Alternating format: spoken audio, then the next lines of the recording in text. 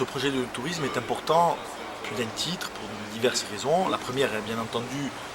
d'ordre professionnel et économique, à savoir un lien direct et d'ouverture, un lien d'ouverture sur la Ligurie, sur la Toscane, sur la Sardaigne dans un second temps, puisque ce n'est pas le cas aujourd'hui, mais ça le sera certainement d'ici quelques années, un lien extérieur fort vers le continent italien. Ensuite, il y a un lien économique indéniable. On a vu de la manière dont a été développé le no-tourisme sur le continent italien, ce que ça a pu générer en termes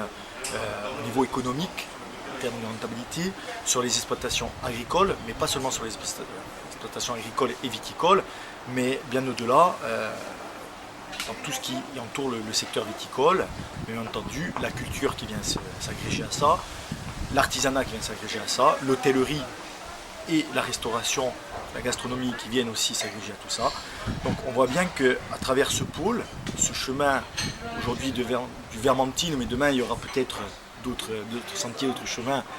à savoir un qui nous tient à cœur, Saint-Martin, nous pourrons développer un axe fort au niveau économique à travers la locomotive qu'est la viticulture, mais pas seulement, puisque derrière cette locomotive qu'est la viticulture, d'autres spécificités agricoles et bien entendu d'autres spécificités économiques pourront venir derrière tout cela. Donc, aux politiques aujourd'hui d'accompagner ce projet,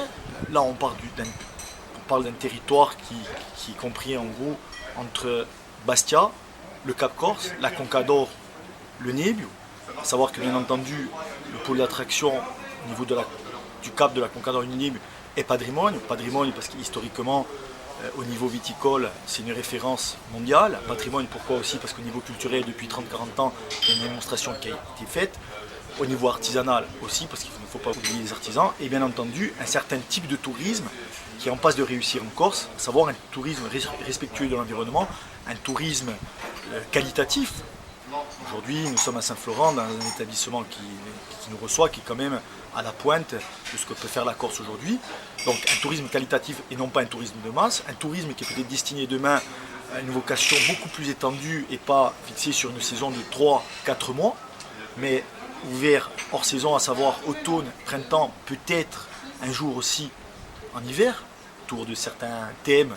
genre la San Martino a Patrimonio, la Noël. C'est très bien que beaucoup de gens aujourd'hui viennent aussi à travers l'attractivité de la culture et de beaucoup de manifestations qui se font l'hiver en Corse.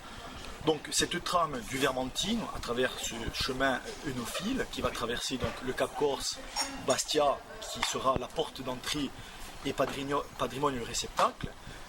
est très très important pour développer par la suite d'autres projets.